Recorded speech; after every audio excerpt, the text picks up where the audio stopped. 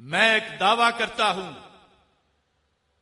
کہ اہل سنت سے ہٹ کر دیگر لوگ، ان کے مناظر، ان کے مفتی، ان کے محدث، ان کے فقیہ، یہ جو بلا بھی ہوں، ایک طرف وہ چوک میں کھڑے ہوں اور دوسری طرف ہمارے علماء تو اپنی جگہ، ہمارا کوئی ریڑھی لگانے والا ہو، ہمارا کوئی دکاندار ہو، ہمارا کوئی چارہ کاٹنے والا ہو، ان دونوں سے ایک سوال آپ کریں، ہمارے سے بھی اور ان کے محدث سے بھی۔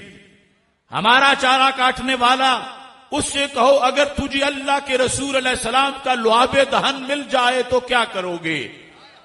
وہ کہے گا میں اپنی قسمت پہ ناز کروں گا، بھلا اتنی بڑی سعادت میرے حصے میں آ جائے۔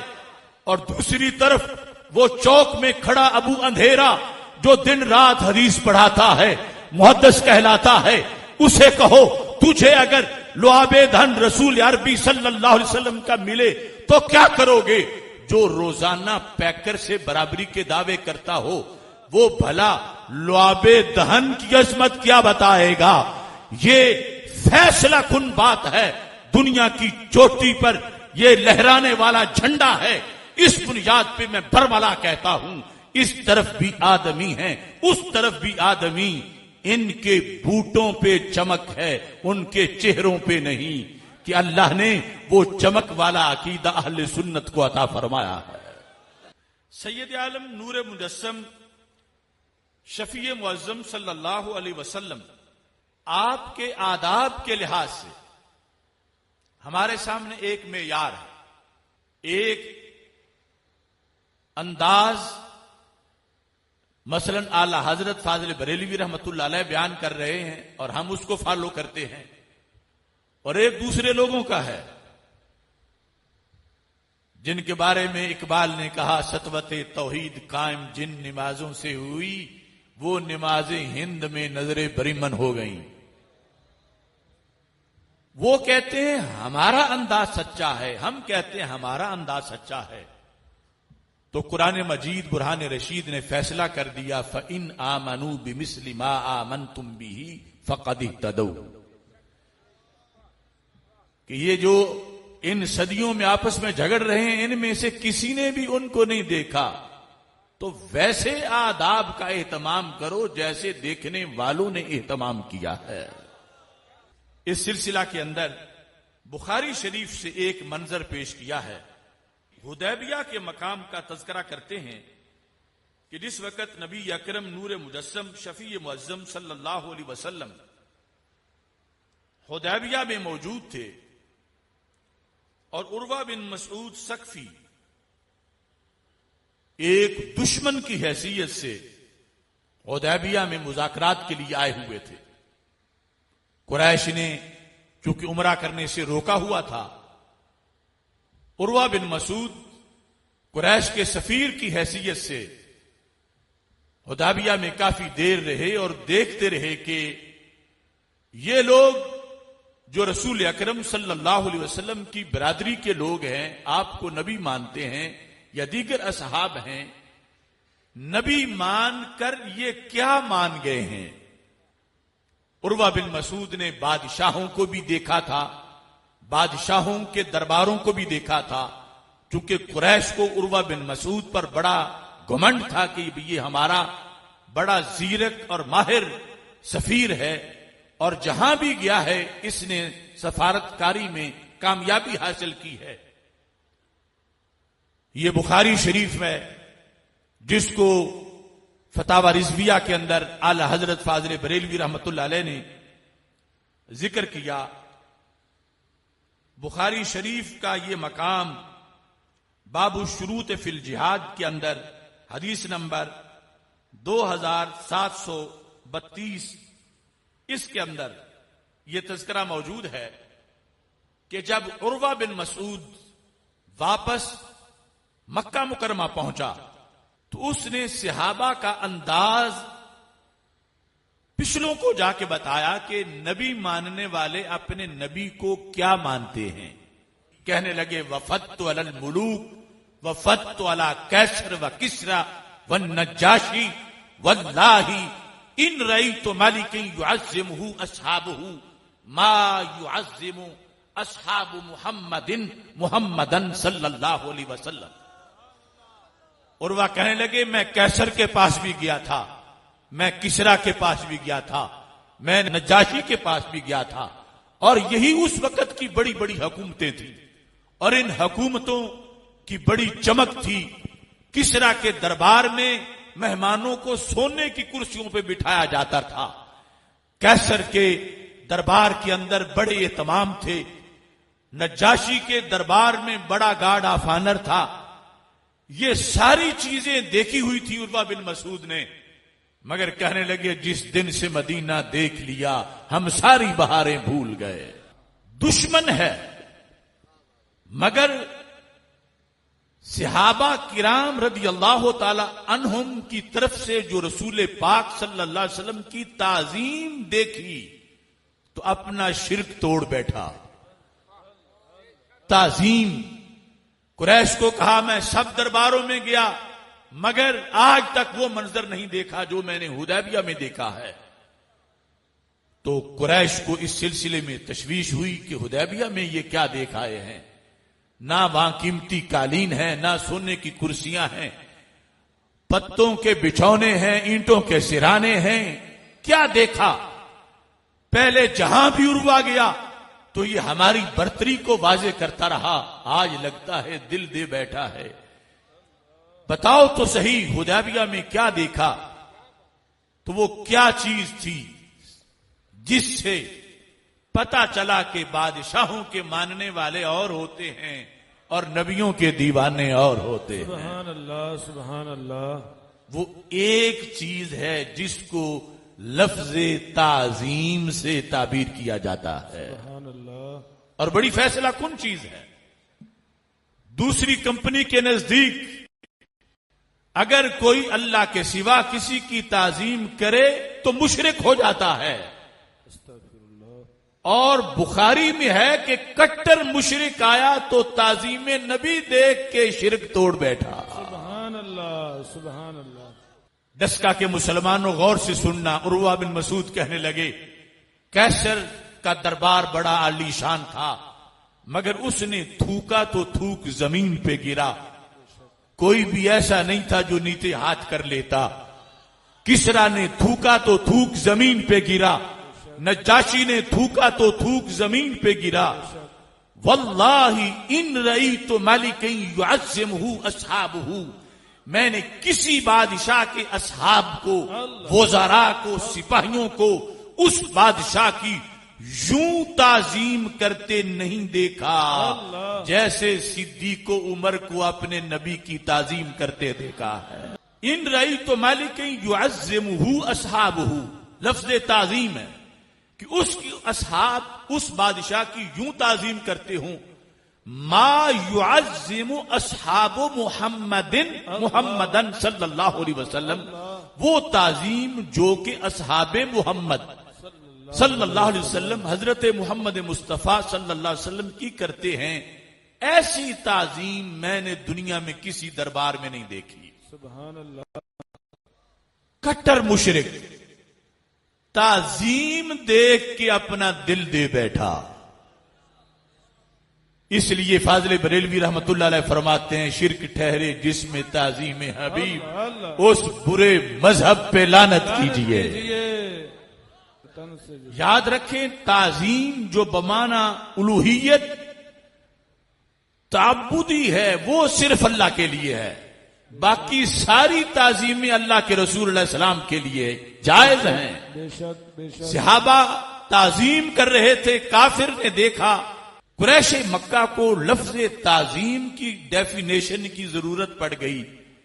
اعلی حضرت اس حوالے سے بر صغیر پاک و ہند میں نہیں پوری دنیا میں عشق نبی علیہ السلام کا جھنڈا لہرا رہے ہیں کہ عروہ بن مسعود نے کہا لوگوں تعظیم یہ ہوتی ہے ان تنخم النبی نخامتا الا وقعت فی کف رجل منہم فدلک بہا وجہہ وجلدہ, کہ میں نے دیکھا ہے کہ حضرت محمد مصطفیٰ صلی اللہ علیہ وسلم کا لعاب دہن جب بھی آنکھ کے ہونٹوں سے جدا ہوتا تھا وہ ایک بار بھی زمین پہ نہیں گرا، ہر بار صحابہ نے اپنے ہاتھوں پہ لے لیا ہے۔ سبحان اللہ۔ یہ آج 15ویں صدی کے ملنگوں کی بات میں نہیں کر رہا، میں ان پڑھوں اور بدھوں کی بات نہیں کر رہا، میں صدیق و عمر کی بات کر رہا ہوں، اللہ میں طلحہ و زبیر کی بات کر رہا ہوں، میں مولا علی کی بات کر رہا ہوں، سبحان اللہ۔ وہ جن کے ایمان پر قرآن نے تصدیق کی مہریں لگائی ہیں، وہ اس امت کے جو قائدین ہیں، ان کا یہ انداز ہے کہ نبی اکرم نور مجسم شفیع معظم صلی اللہ علیہ وسلم کا لعاب دہن وہ اپنے ہاتھوں پہ لیتے ہیں۔ اور عروہ کہنے لگے میں حیران ہوں، یہ نہیں کہ ہاتھوں پہ لیں اور کپڑوں سے صاف کر دیں، فدالا کا بہا وجہہ، سبحان اللہ۔ جسے لعاب دہن ملتا تھا وہ اپنے چہرے پہ لگا لیتا سبحان تھا۔ اللہ سبحان اللہ سبحان اللہ سبحان اللہ۔ یہ حدیث شریف جو بخاری شریف میں موجود ہے اور فتاوی رضویہ شریف میں کئی سوالوں کے جواب میں اعلی حضرت اس کو ذکر کر رہے ہیں، بے شک اس میں واقعی بہت سی الجھنوں کا جواب ہے۔ بے شک بے شک۔ پہلی بات یہ بتائی کہ لعاب دہن ماتھے پہ لگاتے ہیں، اس کو زمین پہ نہیں گرنے دیتے۔ دوسری یہ بتائی کادو یقتتلون علی وضوئہ، کہ پانی مشکیزے میں ہو تو جھگڑا نہیں تھا، وہ پانی جب حضرت محمد مصطفیٰ صلی اللہ علیہ وسلم کے پیکرے پرنور کو لگ کے نیچے گرنا چاہتا تھا، صحابہ اسے بھی گرنے نہیں دیتے تھے، اس کو بھی حاصل کرنے کے لیے قریب تھا کہ جھگڑا ہو جائے۔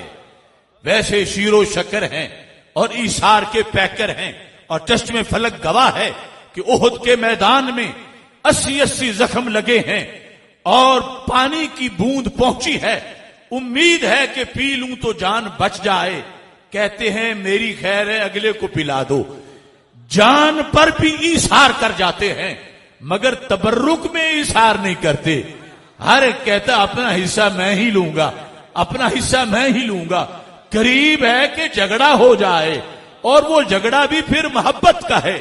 کادو یقتتلون علی وضوئہ، پھر حدیث فتح میں تو یہاں تک موجود ہے کہ رسول اکرم نور مجسم شفیع معظم صلی اللہ علیہ وسلم کے صحابہ کرام رضی اللہ تعالی عنہم اس انداز میں عشق خود پڑ جاتا ہے، اور شریعت کے مطابق ہو تو عشق کا پڑا ہوا معتبر بھی ہوتا ہے۔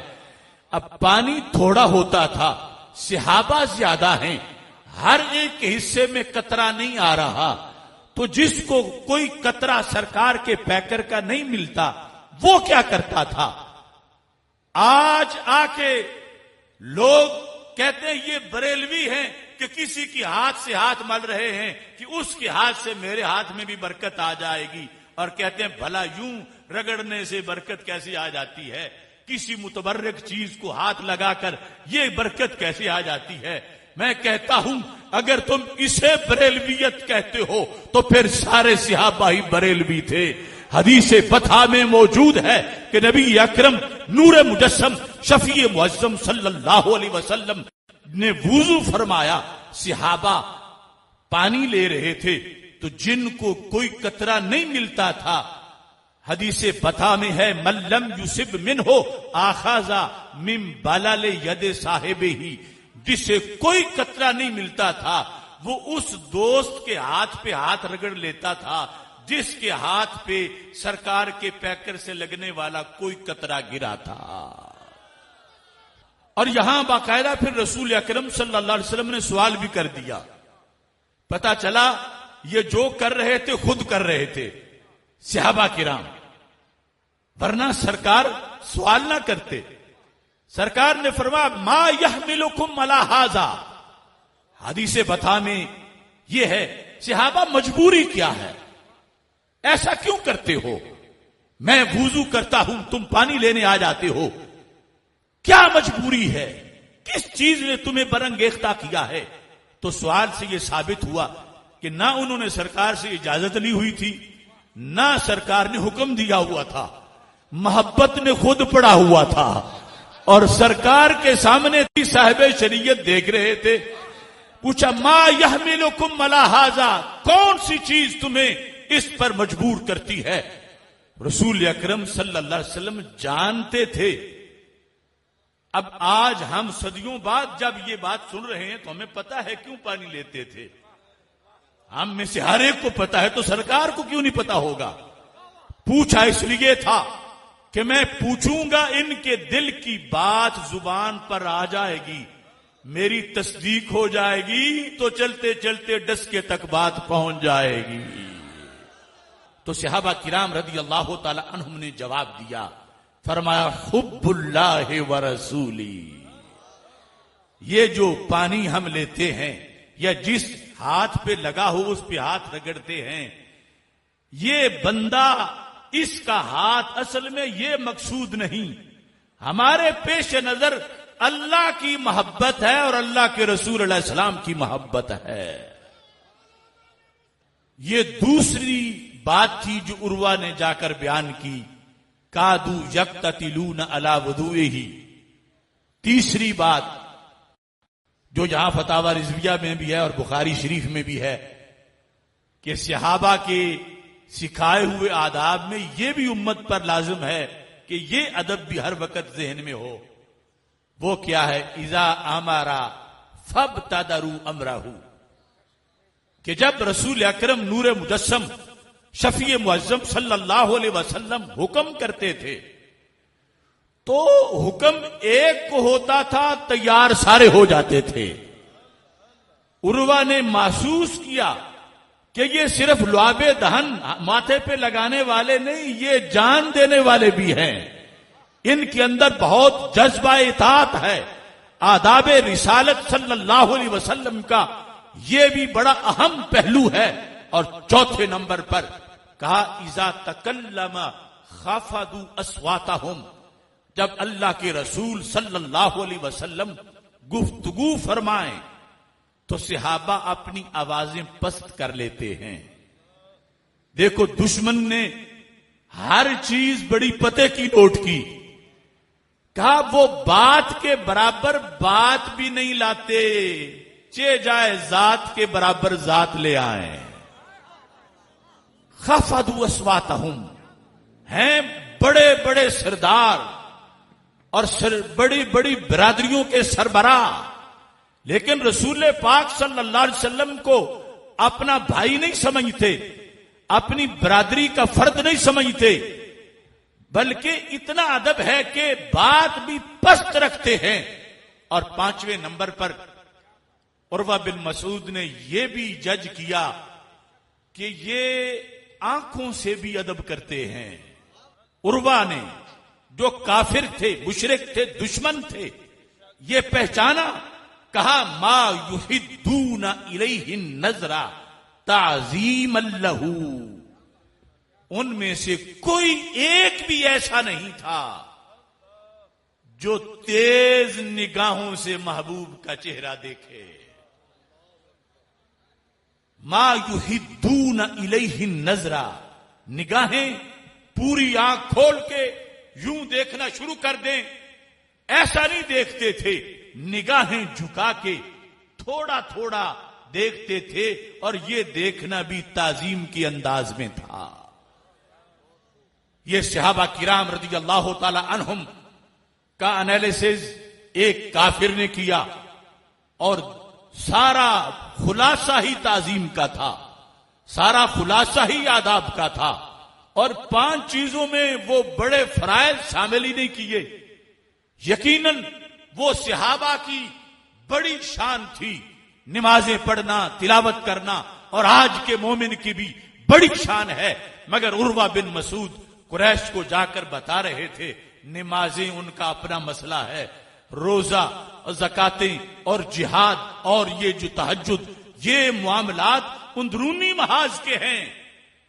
یہ لوگ جو لعاب دہن ماتھے پہ لگاتے ہیں، یہ وہ شعلہ ہے جو کفر کو جلا کے بھسم کرنے والا ہے.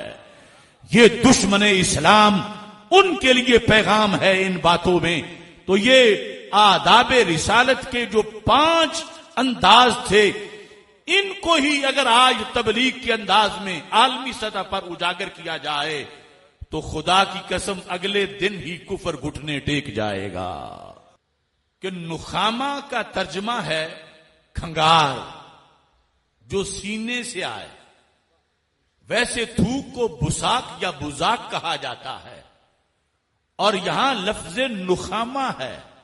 ان تنخم النبی نخامتن، تو میں کیسے اس کو کھنگار کہوں؟ وہ تو چشمہ رحمت کی جھاگ ہے. جب گلے قدس کی پتیوں سے وہ جھاگ جدا ہوتا ہے، جس میں سورج چاند ستاروں سے بھی زیادہ روشنی ہے اور پھول اور چمبیلی بھی سے زیادہ خوشبو ہے، جب وہ پھول جیسے ان ہونٹوں سے جدا ہوتا ہے تو صحابہ ہاتھوں پہ لے کر دنیا کو بتاتے ہیں کہ یہ وہ مرکز حسن ہے جس سے چاند ستاروں کو بھی حسن ملتا ہے.